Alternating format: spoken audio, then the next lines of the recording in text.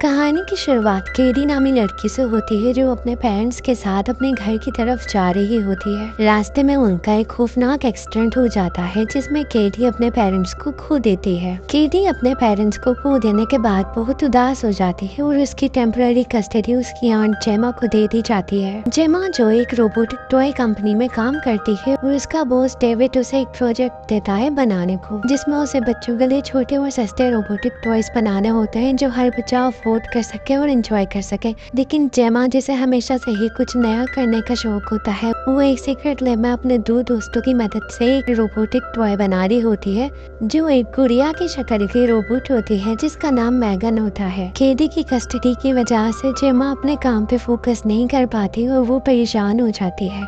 जेमा अपने काम की मसरूफियात की वजह से केडी को टाइम नहीं दे पाती और इस वजह से केडी और ज्यादा उदास हो जाती है।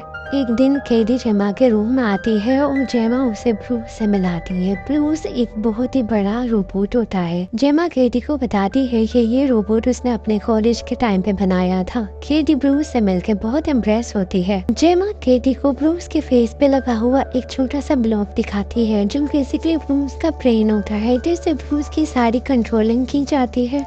तभी केडी जेमा से कहती है कि मेरे पास अगर ऐसा रोबोटिक टॉय होता तो मुझे कभी किसी और टॉय की जरूरत नहीं पड़ती। ये बात सुन के जेमा को काफी मोटिवेशन मिलती है और वो अपनी रोबोट मैगन को कंप्लीट तैयार कर देती है इस सोच से कि वो अपनी रोबोट मैगन को केडी से पेयर कर देगी ताकि केडी को मैगन की सूरत में एक अच्छा दोस्त मिल जाए और वो अपने पेरेंट्स को खो देने के गम से बाहर निकल सके।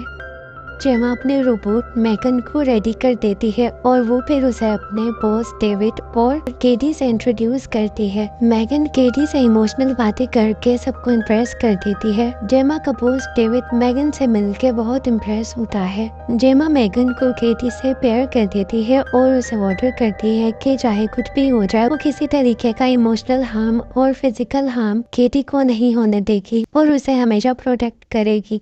मैगन के घर आते ही वो केडी की बहुत अच्छी दोस्त बन जाती है, उससे बातें करती है, उसे समझती है और यहाँ तक कि उसे अच्छी आदतें भी सिखाती है। केडी को मैगन के साथ कुछ देख के जेमा बहुत सुकून में आ जाती है और फिर वो अपने काम पे फोकस करती है। एक दोपहर मैगन और केडी बाग में खेल रहे होते हैं तभी परूस का कुत्ता आके दोनों पे हमला कर देता है जिसमें केडी का हाथ जख्मी हो जाता है। केडी की चीख सुन के जेमा भाग कर आती है और केडी को बचा लेती है। ये हादसा देख के मैगन को बहुत गुस्सा आता है और वो उसी रात जाके उस कुत्ते को खामोशी से मार देती है। अगले ही दिन एक प्रेजेंटेशन होती है जिसमें डेविड दुनिया भर से इन्वेस्टर्स को बुलाता है और फिर मैगन को इंट्रोड्यूस करता है। मैगन केडी के साथ अपना इमोशनल कनेक्शन दिखा के सबको इम्प्रेस कर देती है और ये सब देख के डेविड बहुत खुश होता है और मैगन को 2 हफ्ते बाद लॉन्च करने का फैसला करता है। कुछ दिन बाद जेमा केडी के रवैये में काफी तब्दीली महसूस करती है। वो काफी चिड़चिड़ी होने लगी है और वो मैगन पे बहुत ही ज्यादा डिपेंड होने लगी है।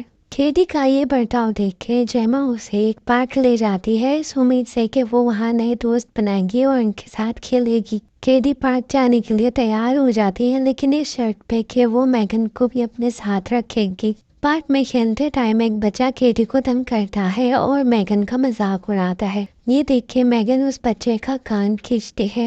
दर्द की वजह से वो बच्चा भागता है और मैगन इसका पीछा करती है। भागते भागते वो बच्चा रोड पे आ जाता है और एक गाड़ी से उसकी टक्कर हो जाती है और वो वहीं मर जाता है। केडी को मालूम होता है कि उस बच्चे की मौत मैगन की वजह से हुई है लेकिन वो जेमा से मैगन की वफादारी की वजह से कुछ नहीं कहती। अगले ही दिन बात और ज्यादा बिगड़ जाती है जब जेमा की पड़ोसी उसके घर आके उसे अपने कुत्ते को मारने का इल्जाम लगाती है। ये सब देख के केडी बहुत डर जाती है और मैगन केडी का खौफ देखकर उसी रात जाके उस पड़ोसी को भी मार देती है।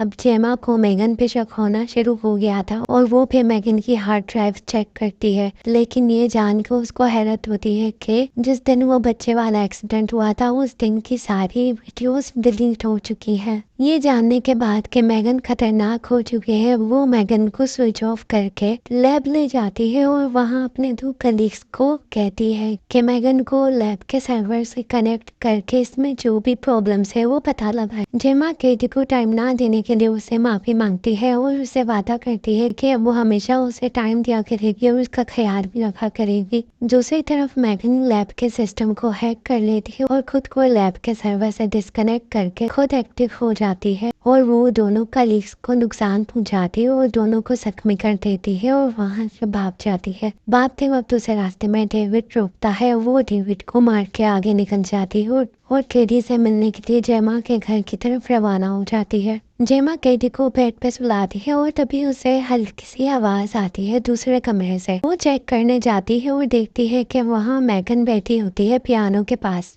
जेमा मैगन को स्विच ऑफ करना आगे बढ़ती है, लेकिन जेमा पीछे हट जाती है और फिर दोनों में लड़ाई शुरू हो जाती है। जेमा खुद का बचाव करने की कोशिश करती है और साथ ही मैगन पर हमला करने की कोशिश करती है, जिसमें मैगन की स्किन टूट जाती है। शोर सुन के केटी जाग जाती है और जब वो जेमा को मुसीबत में देखती है वो उसकी मदद करने आगे जाती है और फिर वो ब्रूस को एक्टिवेट करती है और ब्रूस की मदद से जेमा को मारने की कोशिश करती है। तभी मैगन का फेस क्रैक हो जाता है। फिर जेमा टेबल पे रखा हुआ स्क्रू ड्राइवर लेके मैगन के चेहरे पे हमला करती है, जिससे मैगन हमेशा के लिए बंद हो जाती है। मैगन के खात्मे के बाद जेमा और केटी एक दूसरे को गले मिलते हैं और फिर जेमा केटी से वादा करती है कि वो बहुत ही अच्छी पेरेंट बनने की कोशिश करेगी जिसकी केटी को जरूरत है।